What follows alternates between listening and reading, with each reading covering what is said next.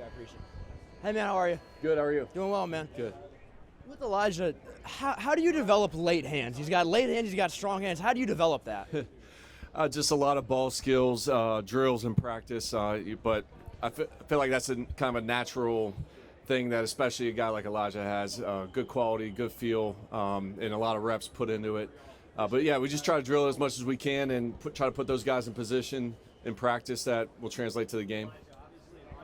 Is that a trait you saw on tape when he transferred over back in 23 at JMU? Absolutely. Yeah, absolutely. I mean, he was a guy that had a ton of production at St. Francis, and that was a big thing that really stuck out to us, that he caught everything. So it was pretty easy for us to see he had great ball skills. Away from playing in a national championship, something I know a lot of these fans thought was unimaginable for years. What is it about this collection of coaches and players that made this week possible?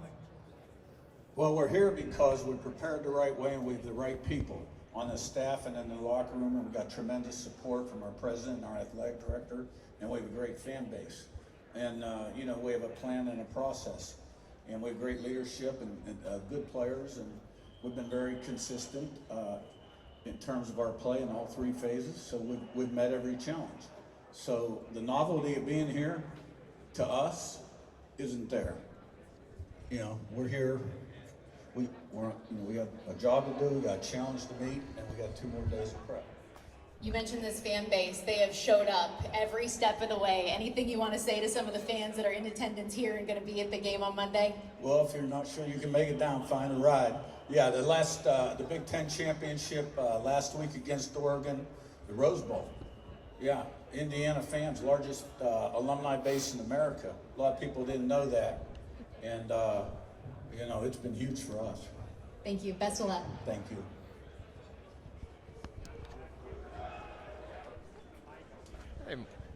Hey, Mike. Hey. Fernando has obviously always been a capable runner, but it seems like in the playoff he's had even more really dynamic scrambles for first downs, big plays. Is there anything, did you guys work on that during the break, or is there any particular reason for that? No particular reason. I think a couple of the plays that you're referring to, and remember specifically in the Alabama game, they dropped 8 in the coverage, and usually he has time back there to try to make something happen, extend a play. But then he's done a great job all year. If it's not there, tucking in and running it, and he has no problem going to get a first down, going to get a touchdown. And I feel like his athleticism has kind of highlighted in that way throughout the whole year. So he's been a big weapon for us, though, for sure. Did you talk to him after the last game about, hey, maybe once you get the first down, just go down?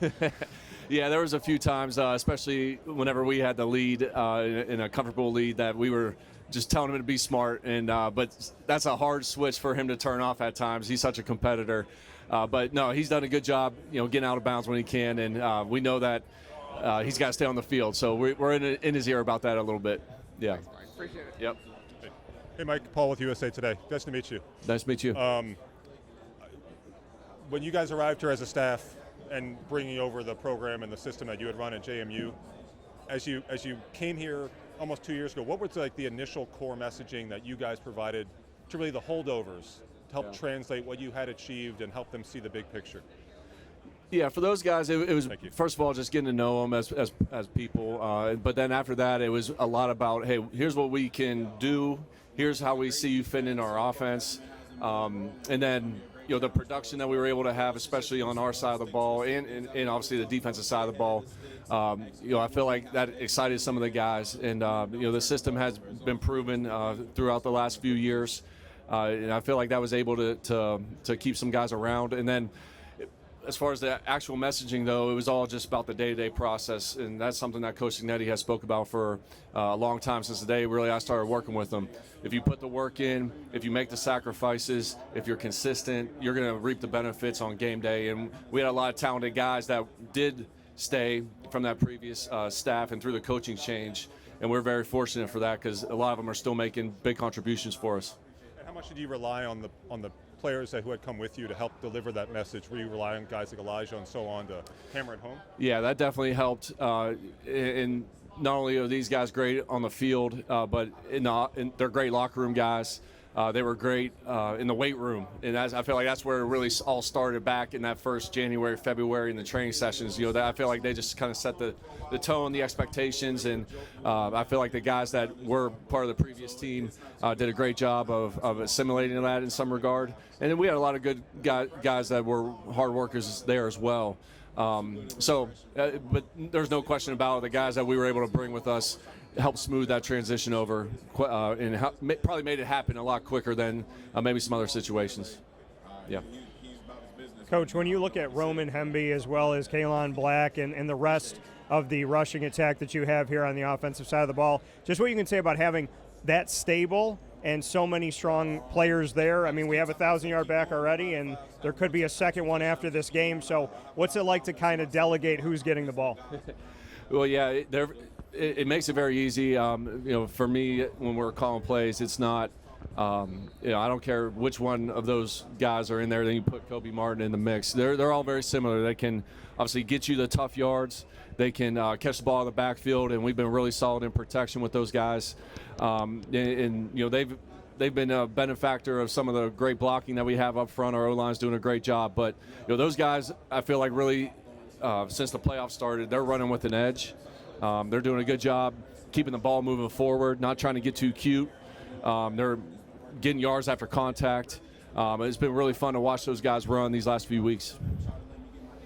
Mike, so much focus has been on team building with you guys and just how over 2 years you've developed, this mix of people you brought from JMU and other places. How much of it really just comes down to picking the right quarterback in the portal at this point? Well, obviously that's a huge part of it. I mean, that's the guy who touches the ball every play. Him and again, a guy like Pat Coogan at center. Those two guys touch the ball every single play. So it was definitely a huge addition, adding those two guys for this year. However, I do feel like there's a little bit of sense of camaraderie, some things that you can't really quantify that this team has. I feel like they really do love each other. They do a great job of putting the work in throughout the week. And I feel like everybody just kind of feeds off of one another, and it's led to a lot of positive outcomes for us. Can I follow up? Yeah. But when you're when you're doing this portal speed dating kind of thing, how much do you attribute to the work you guys did, and how much of it is unknown? Obviously with Fernando, and obviously what you guys have next year with Josh. Yeah, no, that's definitely the trickiest situation, and I'd take it a step further. Even goes out on the high school level. I mean, obviously there's portal guys.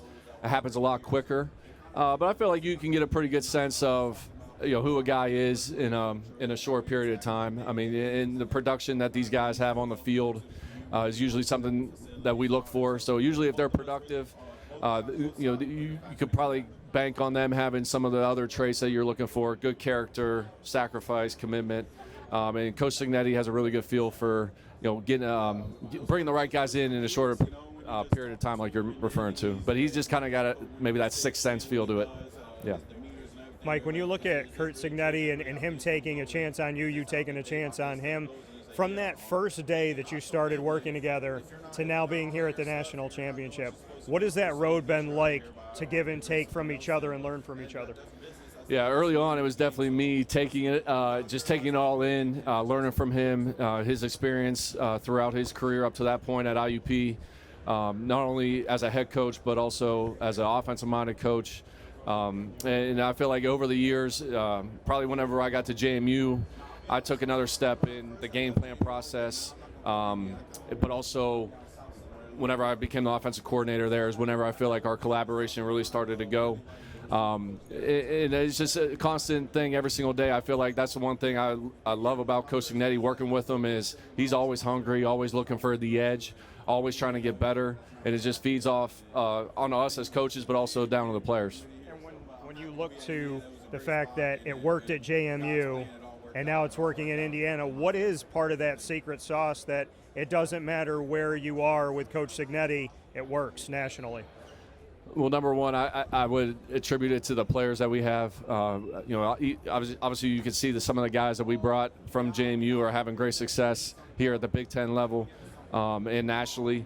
But then aside from that, I just feel like over the years it's been a system that has been built to have answers. When you go against Coach Haynes' defense every single day in spring ball and fall camp, you have to give answers to the O-line, the quarterback, the receivers. You got to have adjustments. You got to have obviously a plan to have answers for every coverage in the pass game, so on and so forth. So it's been an evolution over the years, and I would give Coach Haynes a lot of credit for that as well, because it's made us evolve and it made us to get better. Yeah. Hey, Mike, I spoke with Alberto. He says he's not going anywhere. He's competing. What's he been like the last couple years developing? Oh, he's been amazing. I mean, he's a guy that has a lot of confidence. He's a proven winner at the high school level. He's continued to get bigger, stronger. His body has really developed over these last couple years with Coach Owings and his staff in the weight room. And I feel like he has a really good feel for the offense, too. I mean, some of the things that he can do, not only throwing the ball, what maybe surprised us a little bit was his ability to make plays with his legs in some of the games that he played in this year, which was really encouraging to see also. So that's such a huge factor at the quarterback position now. So he's very cerebral. He puts the time in. He's got good rapport with his teammates. So it's been really fun to watch him grow over these last 2 years. Oh, no, I mean, not at all. I mean, he's a guy that's very capable, and I feel like that's the one thing about us is just at every position, you got to go out there and earn it every single day. So he's done a great job competing, and he pushes Fernando also every single day throughout the year. Has been fun to watch. Oh, absolutely. I mean, at the end of the day, we want to win games, and we'll always put the best players out there at every position. Yeah. What's changed scheme-wise with Corey's defense that you've seen since you first went up against him? Not a ton. He does a great job mixing it up, keeping you off balance. I mean, he'll play his 3 deep zone coverages. I would say maybe the one thing that showed up a little bit more this year was his cover 2 variations that he has. I'm sure he had it whenever we were together. Maybe I wasn't as in tune to it as I am now, but the one thing that's very consistent with him is he's always going to get his players to play hard as heck. And it all starts up front with those D linemen. He's got a good group up front this year, so that gives them a lot of flexibility to do some different things on the back end. How intense is he just to go up against him? Corey, he is a super intense guy. He loves ball. He sets the tone, for his guys every single day. But yeah, I mean, it was a competition every single day with him, and it's been great to see his success ever since he left JMU a couple years back. But not shocked at all that he has these guys playing the way they're playing right now. Mike, as a former receiver, is there a particular joy to a well-executed back shoulder throw? And just walk me through how that's become part of your wheelhouse and why it's so successful, please. Yeah, it's definitely definitely a beautiful thing for sure. That's a throw that we feel like if a corner comes up and presses us, play man-to-man, is really hard to stop if you're good at it. And 2 out of the 3 things that can happen on that play are usually positive for the offense. So we invest the time. It definitely takes just guys being on the same page. Fernando giving them a chance to get their hands on the ball. And then we got some big guys on the outside, Elijah, Charlie, EJ, Cooper when he's out there. Guys that can really go get the ball and have great ball skills. So it's been a weapon for us. And it needs to be another weapon for us Monday night. Just his body control, his ball skills, his ability to hold the ball away from guys on the catch, just little things like that. I feel like he's learned over the years that has helped him. Him being a senior now, I feel like he just has that mindset that the confidence that he can go win those one-on-one matchups. And but other than that, I mean, it's just a credit to him really, and Fernando giving him a good pass. Yeah. Coach, how much have you seen your offensive line gel over this year? They seem to be close-knit on and off the field. Yeah, very close group. They always have been, I guess since we got here last year. But they are on the same page. Coach Bostad and Coach Leeds, who helps out with the O-line, they put more work in probably than any position group throughout the week, just doing constant walkthroughs, giving them different looks, picking up pressures, blitzes, in the run game, pass game, and I feel like that leads to the ultimate success and being on the same page during the games. And it all starts up front with those guys. And we're going to need them to have a big game for us on Monday night. How important is it to talk about Pat, getting him over the hump and finally winning that national championship after coming up short last year? Sorry, what was your first part? Getting Pat over the hump after last year. Yeah, we'd love to. I mean, he's been an amazing addition to this team. Obviously, his play on the field has been outstanding, but his leadership, I feel like, has kind of got the whole group together, got everybody on the same page. And I don't think you could put a number on what that's meant to us as a unit. So I would love to get it for him and the other guys. And it's good to know that your center has had that experience, and he was in these shoes last year going into this game. Thanks, Coach. Yeah. Coach, how important is it for you to stay in front of the chains in this matchup? Yeah, it is huge, and I feel like that's the one thing these last two games we've been able to do. Like, for instance, against Oregon, we had 10 third and medium plays. So when we get to those third down situations, we want to be ideally 6 or less, so that way the run threat is still there. And we were trying to kind of eliminate the D linemen in those exotic packages that Coach Heatherman has on defense there to just make it a little bit easier for us to identify the pressures, identify the alignments up front. But efficiency is the number one thing that we need to do, like you had said. So we got to be balanced. We got to be able to establish the run. And then when we do drop back and throw the ball, we got to have great protection. And guys got to get open on the perimeter. Fernando Mendoza, and have you spoken to him about coming back to Miami and playing at his hometown? I have not spoken with him about that. It's been just been so great to see how this whole thing developed. I remember around this time last year, he was just getting on campus. We went out to dinner, and we talked about being in a position like this. So credit to him for all the work that he's put in, his ability to get to know everybody on the team, his work ethic, just the human that he is. I feel like everybody's now sees it. Across the country. So it's been really fun to watch that and have this all come to fruition for him. And I know he's going to be excited to play here, but also at the same time, we're trying not to make it bigger than what it is. Yeah. Mike, we talked a little bit in LA about getting ready for the portal, and now it's through the portal, and you have like a whole group of a dozen or so guys on offense and defense back at Indiana working out. Josh, I've heard, is leading the workouts. Just what's it like to have like the next team starting while this team is finishing? It has to be a bit. Yeah, it's been a little bit unique. I know it's good to hear what you said about them. Those guys getting after it. I know they're getting in the weight room now.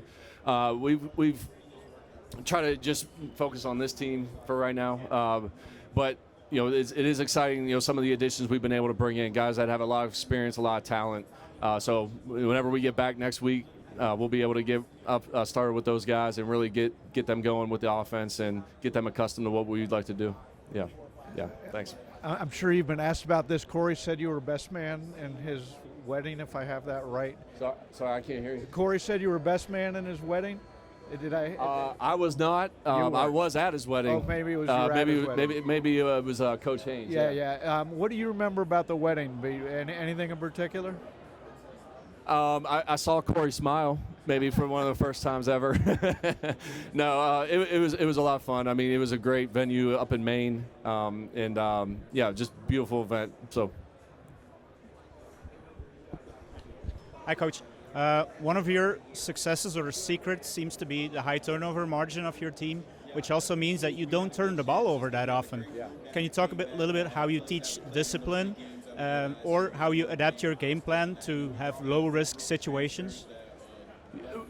Ball security is the number one thing we talk about every year. Going into spring ball and fall camp, we do a little meeting on how to hold the football, the expectations when guys are running with the football. And then we also talk about finishing plays and running to the ball and creating good luck that way. And I think you saw that last week with Pat Coogan falling on that fumble there. It was a big play in the game, led to a touchdown later that drive. So it is a huge point of emphasis. So all the ball carriers know what we expect out of them. And then it comes down to Fernando making good decisions in the pass game. I know he's thrown a couple picks throughout the year, which is going to happen at times. But that means we got to have good protection. We got to make sure that he can hit his back foot and deliver a good, accurate ball. And then he's got to obviously throw it to the right guy and also cut his losses. He's done a good job tucking the ball and running whenever he needs to. and we're also just throwing the ball away and getting us to the next play. So all those things, situational football, ball security, is stuff that we coach and talk about every single day. A little bit of a follow-up. You guys have been blowing out teams recently, but people tend to forget that you had some close games, Penn State, Oregon earlier. Blowouts tend to make people slacking. How do you try to avoid that going into this game? I'm not too worried about it just because of all the older guys, the experience that we have in our group. They know, and they're going to be ready to play a full 4-quarter game or more if we need it. So we've been fortunate to, maybe play some other guys, in these last couple games, but we're expecting a full quarter, 15-round fight against a great Miami defense, and I know our guys will be prepared and going with that mindset. Coach, with the secondary for Miami banged up a little bit, they lose Lucas for the first half of that game. Does that change the script a little bit offensively, calling plays, knowing that they're going to be down a man in the first half, coming back in the second half, it'd be a little different? Yeah, we're going to throw the ball every single play early on. No, I mean, they're very capable. They play a lot of guys back there. Throughout the whole year, you've seen different lineups and different starters. I mean, the safeties have been consistent. The nickel, Scott, great player. But they do enough to keep you guessing, whether it's going to be press, off, cover 2, cover 3, that it is hard to dial it all up. But we also know that just in general going in, we got a lot of confidence in our guys. But we're going to have great protection, give Fernando the time to throw the ball early. We'll keep a close eye on who they're playing, where each guy's playing on the back end, especially at the corner spot. Just seems like that's where they've had some, guys in and out these last few weeks. Yeah. Mike, there's been a lot of stories written about how Curt and his eye for talent development and evaluating talent. Is there an instance where you've seen him do that, like in live action, where you even were like taken aback by it? I'm trying to think of a good story, but no, there's not one that jumps out of my mind right now. The one thing I will mention though is like watching a recruit for him is like watching it or getting ready to play a game. You're not just gonna watch the red zone one time. You're gonna go back. You're gonna watch it again, see if there's anything you can pick up on, and that's how I feel like his approach to recruiting as well, whether it's high school or portal. He likes to go back and really evaluate 2, 3, sometimes 5 or 6 times, and that leads to an educated decision. So I feel like that may be an instance. There's not one particular thing that sticks out to me right now. Sorry about that. Hey, Mike, Pac-Man Jones with Politely Raw. Shanahan has a very hell of a last name. I got to ask you a question. You're playing against a good defensive front. I know SEC ball is a lot better than ACC ball. Would it be any difference or any game plan difference facing this front that you're facing with the Miami? I just think it's going to be really critical that we establish the run game and have success on first, second down, running the football. Staying out of second and long, and then obviously third and long situations where those guys up front are at their very best, getting after the quarterback. So we got to be judicious, I feel like, and timely whenever we take some shots down the field, and really. I feel like that's been what we've been able to do all year long, though. But whenever you can establish the run, it's going to relieve some of the pressure off the O-line. We know that they got a big challenge ahead of them. Miami's D-line, it all starts with them. They got a lot of really talented guys, but also play really hard. And, they can be very disruptive, as we all know. So, keeping them off balance with the run pass, but also the scheme, what they're seeing, playing and play out. It all goes into it. And then, moving the pocket, changing launch points, quick game, RPOs. I mean, just trying to keep them off balance, keep them guessing throughout the game. Yeah, Coach, you and Coach Haynes have been with Cignetti for a long time. I think dating back to IUP for you. Yeah. Is that correct? Yep. What is it about Coach Cignetti that you want to stay with him? Players are rotating quite a bit on all these rosters, yeah. But you guys' staff has had a tremendous amount of retention. What's up with that? Just for me personally, it's been number one, the way he treats us. He kind of gives us ownership of our position rooms. And I appreciate that. Our schedules plays a little bit into that as well. He allows us to get our work done and get out there if we need to. But I feel like even though we've been together for so long. You know, the changes that we've done from or have had from school to school, even at JMU, starting at the FCS, going to the Sun Belt, it felt like we were always just being able to level up. And what I really appreciate, though, and I feel like for me what it comes down to is every day you want to be better because of the work that he puts in. You know, it's just kind of that constant challenge of, you know, being having that growth mindset, if you want to call it that. Never satisfied, always trying to find ways to gain an edge. And I feel like just he kind of embodies that and makes you want to do that. And I feel like for me, that's made me be better. Coach, everybody's getting a lot of, I would say, respect. Mendoza, the running back. What about this offensive line that you have? They're pretty damn good, I will say. Yeah. It all starts with them up front. They've done a great job for us all year long. They got a really good camaraderie. They're always on the same page. It starts with Pat Coogan making all the right calls, getting everybody ID'd to the right people. And then they just play with a physical kind of maybe a blue-collar, lunch pail kind of unit. You know, guys that have a little bit of a chip on their shoulder. They're going to give it their all. And it may not always be pretty, but we know that they're going to play their butts off every single play for the rest of the offense. And they're always on the same page. I've been so impressed and with them whenever they can come off the ball, roll people, get knocked back, but also whenever they need to pass off twists, pick up blitzes in the run game. You know, they're always super prepared, and I got to give a lot of credit to Coach Bostad, our O-line coach. Been doing it a long time. Does a great job getting those guys ready to go on game day. Mike, what's up, man? Pete Naked. Hey, how you been, man? A year ago, right? Fernando commits. Yeah. Miami makes a late push for him. What do you remember from that? I don't remember a ton. No, we knew there was a lot of suitors out there for him. I mean, we were very fortunate that, you know, he ended up with us. But, you know, recruiting's always never over till it's signed on the dotted line. So we were just fortunate that he chose Indiana and wanted to come be a part of what we were building.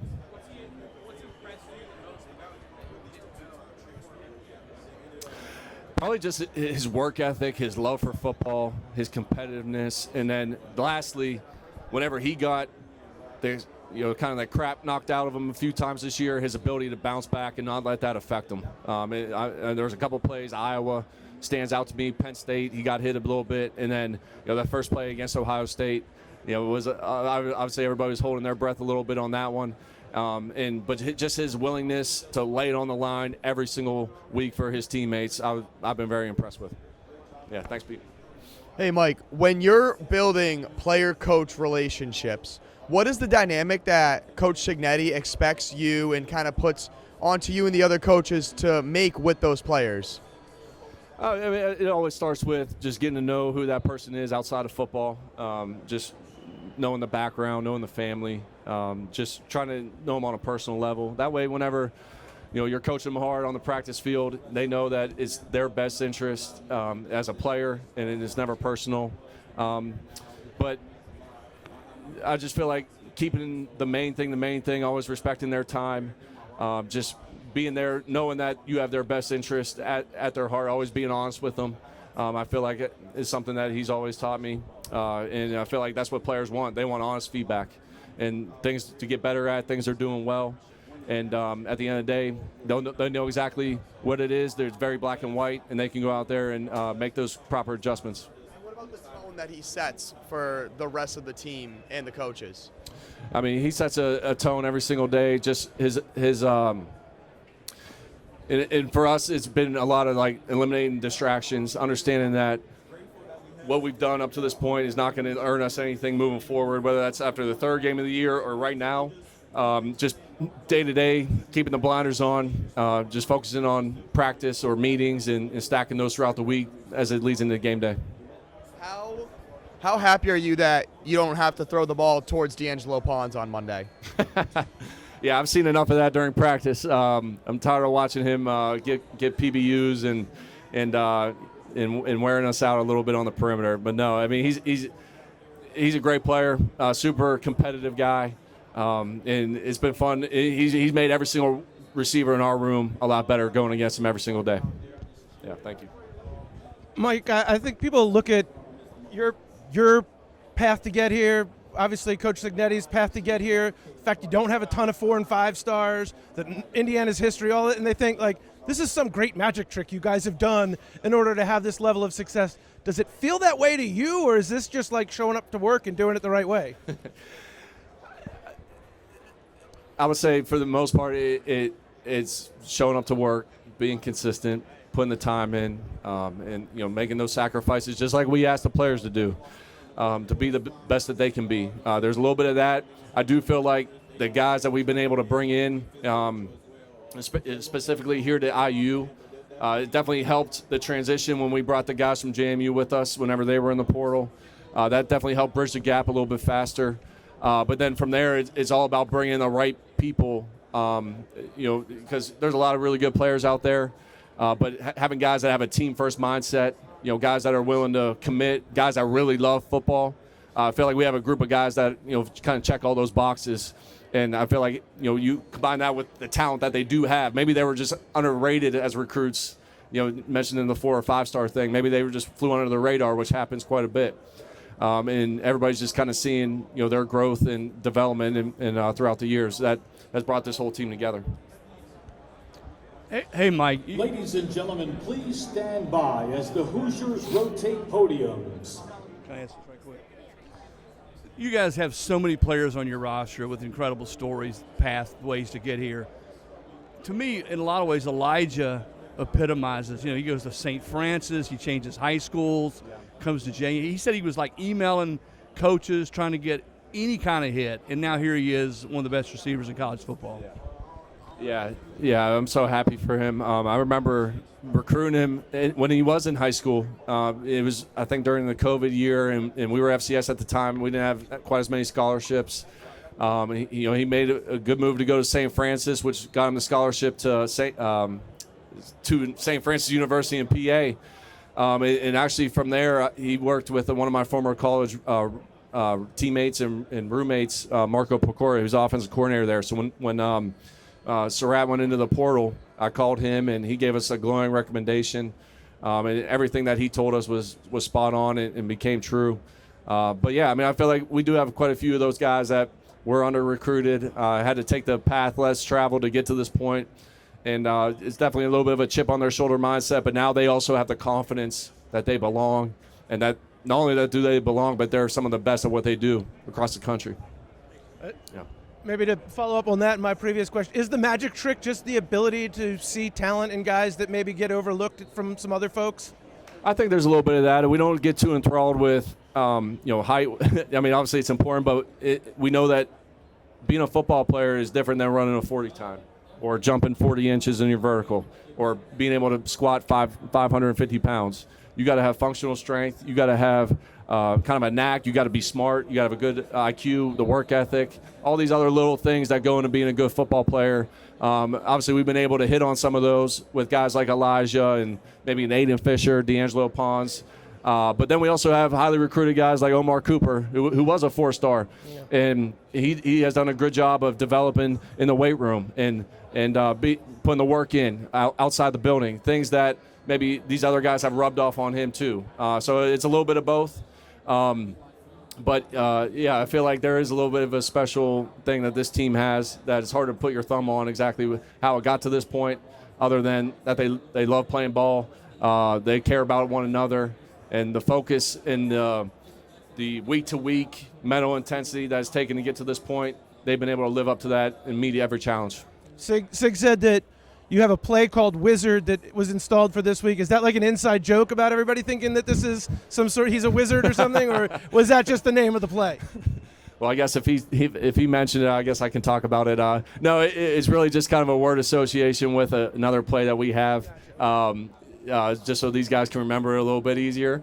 But it is funny that you mentioned that with some of the things that I've seen on social media over these last couple of days. Yeah, thank you. Coach, I'm sure you've been asked things like this all week, but with guys like Bain and Mesidor pass rushing, how are you hoping to kind of take them out of the game early? Well, you got to run the football. You got to be able to kind of wear them down in that area of the game. They don't come off the field too much, but there are times where maybe some of their backups will get in there, and that could be an opportunity. But we know, whenever we do throw the ball, it's going to be a huge challenge for us. They've made a living off of sacks. I know Coach Heatherman's philosophy on defense is to get after the quarterback, affect the quarterback, and they've done a great job week in and week out. So changing up the launch points, changing up the timing of when the ball's getting out of the quarterback's hand. Obviously, Fernando's going to, and the receivers are going to have that clock in their head too. We know we're not going to have all day back there. We got to have a sense of urgency to separate on the outside, and then we got to be accurate with the ball and allow those guys to make plays. There have been stories about from the spring and even early fall that the Fernando Mendoza we see now is very different from the Fernando Mendoza back then. What's the biggest difference you've seen in him the last 6 months or so? I feel like I've really seen his personality come to light. I feel like he took the right approach when he got here, even though he was an established quarterback. He came in with his head down. He worked. He just got to know everybody. Wasn't trying to be a rah-rah kind of guy. He understood that we had some really good leaders on the team prior to him getting here, and I feel like he let everything kind of just happen naturally.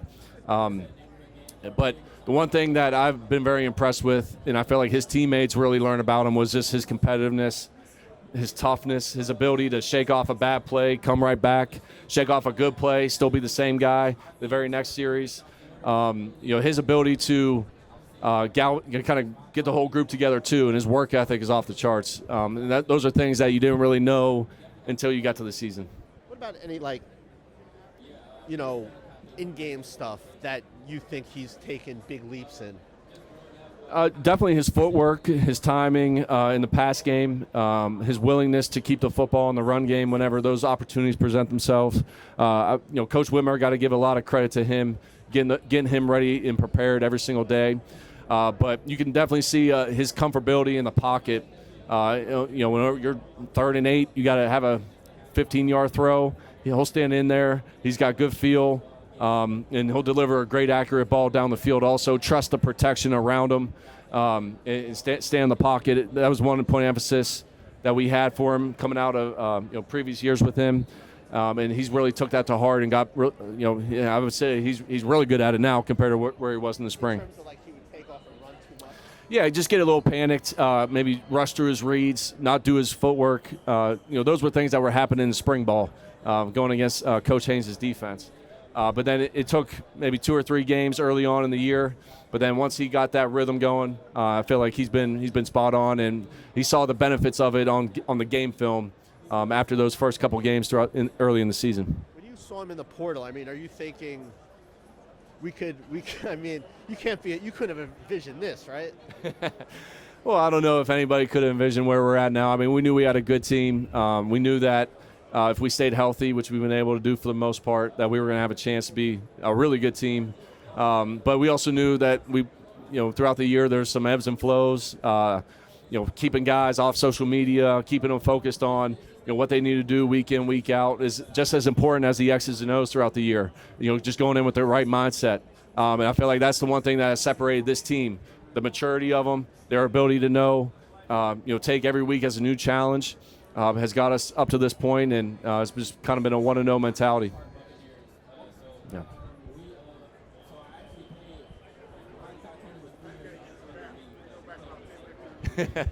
How you doing? Good, man. What are you doing? Somebody did tell me, saying, hey, who's better golf for Mike's dad or his brother-in-law, Jim? I'm not going to tell you who. Jim.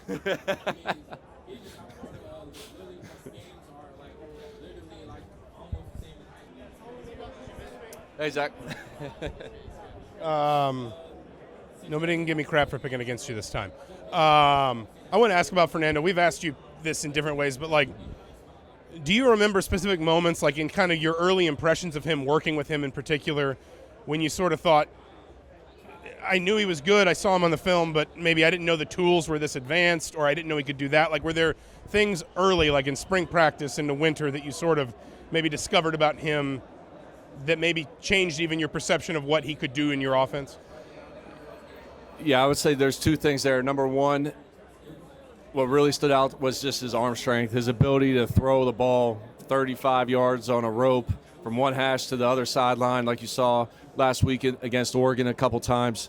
That really jumped out. I mean, obviously you see his arm strength on film, but whenever you see it firsthand and that ball pop off his hand, it's kind of like, wow. But then secondly, this is a little bit more intangible things, like just how committed he was to being the best that he can be, his work ethic, his study habits. He's a guy that really loves football. All this stuff that he's been able to accomplish throughout this year. I feel like he would do it all over again just because he loves football that much. So those were the two things that really stuck out early on in the process. And it's just no secret, those two things combined, his talent and his work ethic, led him to where he's at today. It seems like everyone has a story about finding him in the facility, like long after dark. Have you ever, you're walking through and there's one light left on? Well, yeah, I mean, usually he's there as late or sometimes even later than I am throughout the week. I'll walk out of my office and he'll be in the kind of the quality control room, staff room there, watching film, watching practice, going through the script. He'll be out there on the practice field on Thursdays when everybody's showering, getting out of there.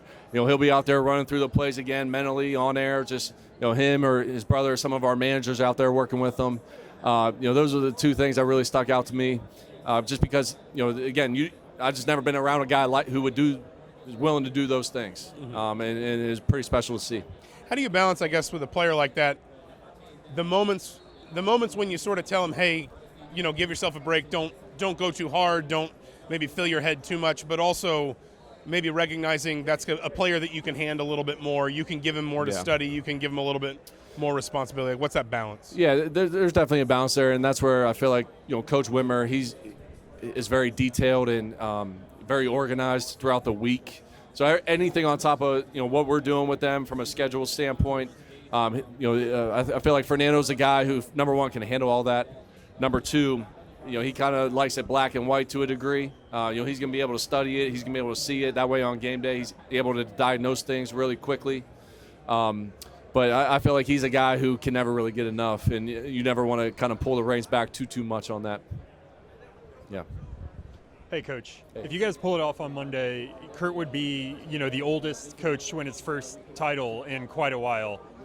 He was getting his first power conference job, 20, 30 years after some other guys. What do you think that experience has brought him, and how do you think he might see the game differently given all the levels of football and all the years in football he's spent before now? Yeah, I don't think it's really changed him at all, to be honest with you. I mean, I feel like he's really approaching this thing just like the next game that we have to go attack. And I feel like his experience, we were able to play in a national championship game in 2019 at JMU. So he's already sort of been here. He's won one in Alabama. So I feel like at this point, that he's kind of already had those reps and put himself in position to treat it like that, which is just another game for us on the schedule. Obviously, it's going to be a huge challenge. We know sort of the implications of it, but I feel like he's done a good job just keeping it like a normal week for us. What do you think are the attributes that let him stay so cutting edge, so current with the game this long into his career? Definitely his experience, just his years coaching, whether it's at the FBS level, D2, FCS. He's been able to just kind of keep everything compartmentalized for himself and us as a staff and coach and players, But other than that, I mean, I feel like he's just trusting his daily process, the things that got us here to this point, just falling back on those things and just taking it one day at a time. And just kind of a fun one for you to let you go. Is there, aside from the football side, is there any generation gap in how you all like to spend your downtime? Is there anything that he does that maybe younger members of the staff aren't as into when it's not football time? No, I mean, occasionally we'll go out to eat together. Occasionally he'll have us over to his house and maybe have some pizza and a couple drinks or something. But I feel like as you guys know, we're together a lot all day long, pretty much all year. So whenever we have some downtime, I feel like he likes to get away, and he allows us to get away too, which I'm not. It's all good. It's worked for us. Yeah. Coach, how you doing today? Good. How are you? Congratulations on your success. When you take a look at the University of Miami's defense, Other than Bain and Mesidor, when you put in the film, tell me something that stuck out to you. The thing that sticks out to me is not only do they have all the physical attributes, the talent, things that you can kind of see, I'm sure, whenever they walk in the room, but these guys play super hard. They play with great technique. They're physical, run game, pass game. They're going to be able to get the job done. And I feel like they just play with super high motors, which, sometimes, you see out of guys, but I feel like this really sticks out with those two. They have all the right stuff to really be great players at this level and obviously at the next level, I would imagine. So it's been impressive to watch how hard they play, more so than anything. When you guys went after Mendoza in the portal, right? You were going after I'm sure you looked at other quarterbacks, and then you decided to get Mendoza to bring him in. When you decided to bring Mendoza in, were you thinking Heisman? Did you think it would go this well? Well, Coach Cignetti, one of the things he always says is there's never any self-imposed limitations. So I'm not going to say I could never imagine this happening. We knew that there was going to be a lot of steps to take for him to get to this point, and to credit to him, Coach Whitmer, just kind of everybody in the building that has helped him, get better with his footwork, going through his reads, being comfortable in the pocket on 3rd and 8 when we need a first down. He's been able to stay in there, go through his reads, deliver the ball. Those were some areas of improvement that we saw whenever he came to us. And then you combine those things with just his competitiveness, his ability to kind of get the whole group rallied together. And his play early on in the year really spoke for himself. And, I feel like his leadership and his personality started to shine as well with all those talented things that you see on the field. Hey, Mike, if you were to describe Fernando Mendoza in one word, what would be the word? Tough. I mean, I don't know if you heard some of that right there, but just his ability to be mentally tough, put good plays behind, bad plays behind him, move on to the next one, physically tough, take hits. He'll stand in there, kind of stare down the gun barrel a little bit, deliver a ball, knowing when he's going to take a hit. None of those things faze him, and that's the one thing I've been super impressed with him throughout the year. Hey, Mike, I'm curious, with Coach Sig, do you know, what kind of music he listens to or what movies he watches, TV shows, anything like that? No, I don't. I'll give you an example. He said a couple times throughout this week that whenever he went home at whatever time, 8, 9, 10 o'clock at night, he was watching TV copies of Miami's games as of late. So I think that's just who he is. He eats, sleeps, and breathes football. I know there was one time he was watching Game of Thrones. That may have been back in our when we were at Elon. But other than that, I can't help you out. No music or anything? Like favorite? No. Okay. He's all ball. Mike, do you have these memes come across your desk? The Cignetti memes during the games, how he looks? I've seen a few, yeah. Yeah. Is there one that you like, or one that's circulated more than others? Maybe my favorite one. It wasn't from the game. It was I think it was the two characters from Up. Yeah. That I brought Fernando and him. I think that sums that up pretty good. But no, I mean, I know Coach. All those other ones, I've been seeing those for years now, so none of them surprise me. And is he like that during practice too? Same expression, and is he ever? Pretty much. We'll look over there whether it's during a walkthrough or a red zone period or third down or blitz pickup. He's kind of always got that look on his face, just taking it all in, evaluating the good, the bad, and always kind of keeping that face on. Yeah.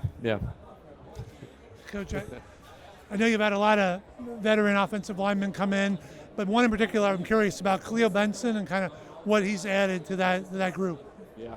Yeah, Khalil is a very talented guy, very strong, physical. He's done a really good job just kind of relearn the offense, because a lot of things that Coach Bostad taught him 2 years prior have stayed the same. Our scheme has changed a little bit, but has soaked all that in. But one thing you really love about Khalil is the way he can come off the ball, move defensive linemen in the run game. He's been solid in protection. He's been a good teammate. There's been a shuffle there. He played hurt for a couple weeks, and gave some other guys some opportunity. But he's a guy that's always been ready to go, and a guy who we're going to need to have a big game from on Monday night. And I'm curious as well, with Elijah, a wide receiver. I mean, it's hard to imagine being here without him. In terms of just his overall impact and over the last few years beyond. Can you talk about what he's kind of meant to you as a player to coach? Yeah. I love Elijah because of, first of all, he's a great person. He works his butt off. He's earned everything he's gotten. He's worked for it. He went the road less traveled. So you always kind of pulling for a guy like that. But his impact on the field is really why he's in the position where he is. He's super smart. He knows what coverages he's getting. He knows how to attack and win his one-on-ones. And he's been probably over the years the guy with the most consistent hands. You throw it in his vicinity. I feel like us as coaches, the quarterback, Fernando's got a lot of confidence that he's going to make the play. And he's proven that time and time again. So, super happy for him. And he knows more than anybody that we're going to have a huge challenge for us on Monday night. But I feel like the one thing that's really switched with his mindset this year compared to last year is that he belongs, he's super confident, and that he knows he has the ability to make plays against anybody in the country.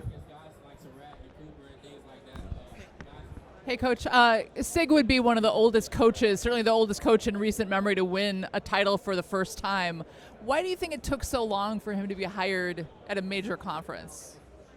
Yeah, that's a good question. He's always been very successful. He's been around a lot of great coaches, as we know. I feel like maybe some of that was him being selective in what schools he went to. I'm sure he had some other opportunities that he declined throughout the years that ultimately allowed him to be where we are today.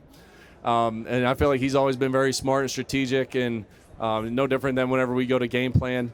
But I can't say why. I mean, it sounds like maybe a lot of people missed out on hiring a great coach, a great leader, a great person, and I'm glad Coach Scott Dolson and President Witten took a chance on him. So I'm sure they're pretty happy right now. Is Coach Cignetti a coaching lifer? Could you see him doing this for another 20 years? Yeah, I don't see how he could give it up. I know he loves football too much. He's such a competitor. So I wouldn't be shocked at all if this thing went well beyond another 8, 9, 10, 15 years, like you said. Wow. Yeah. Another thing, what do you think the biggest reason, maybe besides Curt, that Indiana can sustain this for the future? Well, I just feel like probably from what I read and see and hear on campus more than anything, just the commitment from the top down. Scott Dolson and President Witten, it seems like that they're all in on football and giving Coach the resources and the athletic department and just giving everything that we need. From my perspective, I mean, that's at least what I read and see and what I know. But I feel like that's the number one thing. Everybody's in really good alignment here. And obviously our success on the field has allowed us to continue to recruit at a high level. I feel like there's a lot of good players I want to play in, whether it's offense, defense, be a part of our special teams as well. So hopefully it just continues to build off of each and every year like it's done up to this point. Hey, Mike, when did you know exactly what you had with Fernando? Like, how long did it take? Was it in camp? Was it before then? Well, I'll answer this in a couple layers, but I mean, obviously seeing what he did at Cal, his raw talent, his ability to make plays, his ability to win some game-winning drives, some of those intangible things that you love in a quarterback. In spring ball, whenever you saw it in person in front of you, his ability to throw the football was very special. His athleticism got better, even the short amount of time that he's been here at IU with Coach Owings and his staff. And then I felt like after the very first game against ODU, there were some things that he reverted back to, kind of old habits, I guess you would call it. Once he made those adjustments, saw it on tape, and we came back, we played Kennesaw, who ended up being a really good team, having a really good year for themselves. And he was on point. And I feel like from there, just his confidence in the coaching, his confidence in the personnel, his teammates around him, really increased, and then that allowed him just to take off and build every single week after that. Once again, 5 minutes remaining in the Indiana Hoosiers media session. Sure. And then in terms of personality, obviously a lot being made, I think, of both the personality of your quarterback and your head coach. Yeah. In the end, it all comes together beautifully. How does it all work behind the scenes to obviously have the kind of season you guys have had? I mean, everybody has the ability to be themselves. I feel like Coach never made it a point to make Fernando the only leader of the team, knowing that we had a lot of good guys. I felt like maybe that took a little pressure off of him. Just allowed his focus to be on his play and getting to know his teammates and getting to know the offense and that whole deal, just the way we do things. But other than that, I mean, Coach Sig, he's a little bit more. There's a little bit more to him than maybe what you see on film or on TV at times. And then Fernando, I feel like what's really cool about his year. You really saw him kind of come out of his shell once he got the respect of his teammates and on the field in season. I'm not saying he didn't have it in the offseason when he got there. But whenever he started having success, you saw his personality really start to shine, and it's been pretty cool to see. Definitely like kind of the differences, but how it all has come together. Yeah. Do you think there's anything in the Indiana blueprint that we're going to see other programs try to copy? Potentially, yeah. I mean, I feel like maybe. I don't know. I can't speak on that just because every school has their own unique challenges, differences. I feel like, Coach Sig, his ability just to identify things and have a feel for things that you can't really quantify or put a number on. I feel like he just his experience over the years doing it has allowed him to maybe make some decisions that other people wouldn't. But I mean, I'm sure there are some people that in schools that want to try to replicate it. Are there about 50 schools that want to come to spring practice to see y'all this year? Man, I guess that's not too far away at this point now. Yeah, I'm sure there'll be a few that want to come by, but no, we always welcome that. I mean, at the end of the day, we're all trying to get better, and I'm still learning from a lot of people across the country, and so I always welcome it. It's hard to believe that. Spring ball is only about a month and a half away. When you guys were at JMU with Corey, did you guys play like staff games or hoops or anything together? I played basketball a couple times, but we would maybe do a golf day every once in a while. But no, nothing other than that. Maybe have some cookouts, low key stuff. Yeah. I got one more. Any misperceptions about Coach Cignetti that the world doesn't see? It's no secret now. I saw one of his interviews after the game in the Peach Bowl, but he does smile, he does joke. He'll laugh every once in a while, probably more than people would think. But no, other than that, I mean, I feel like he is a guy who is very routine driven. And I'm sure you guys can see that from the outside perspective. But he likes to have a good time in the office and kind of keep people on their feet and or on their toes, I should say. And just keeps it interesting, just enough to be like, where did that come from, kind of thing. Crack a beer once in a while. Yeah. Mellowed at all these last couple of years? No, not really. I mean, he's always been like this, and that's the one thing I obviously admire about him. Every step of the way, he's always been the same person. Always kept it, pretty consistent. And obviously, we've made slight tweaks, maybe to a practice schedule or a routine throughout the week on how we study film. But for the most part, himself, he's always been all about football, all about what's important, and he's kept it pretty consistent. Yeah. Thank you. Yes.